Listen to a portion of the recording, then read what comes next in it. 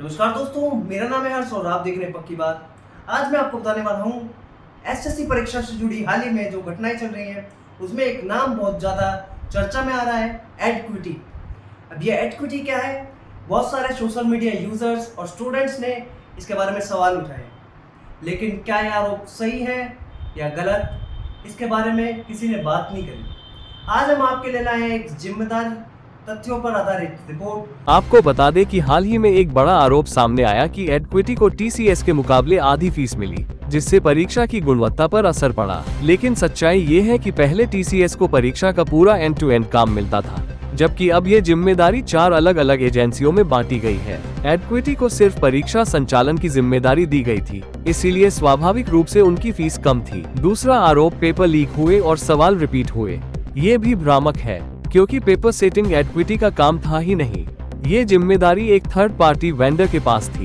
एडक्विटी सिर्फ परीक्षा संचालन तक सीमित रहा। तीसरा बड़ा दावा, कुछ छात्रों को बहुत दूर के परीक्षा केंद्र दे दिए गए, यहाँ तक कि अंडमान भेजने की बात भी की गई। लेकिन सच ये है कि सेंटर अलॉटमेंट एसएससी द्वारा होता है, एडक्विटी द्वारा नहीं। एसएससी ने खुद लॉजिस्टिक समस्याएं मानी है और सुधार का वादा किया है। अंडमान वाली बात का अब तक कोई प्रमाण सामने नहीं आया।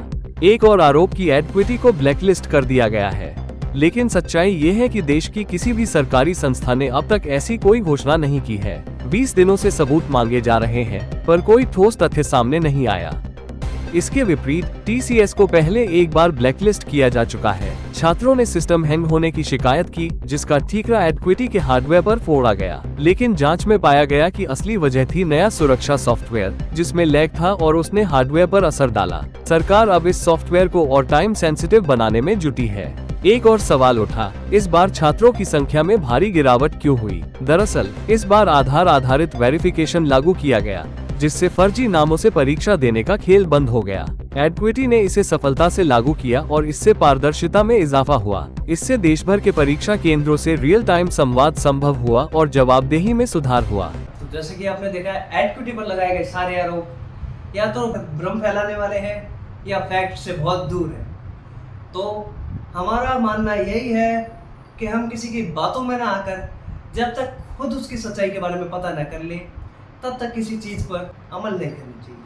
तो एडक्विटी पर लगाए गए आरोप साफ साफ भ्रम फैलाए गए लग रहे हैं। सच को जाने बिना किसी चीज को शेयर ना किया जाए। हमारी हर वीडियो सबसे पहले देखने के लिए चैनल को सब्सक्राइब करके दबाएं बेल आइकॉन।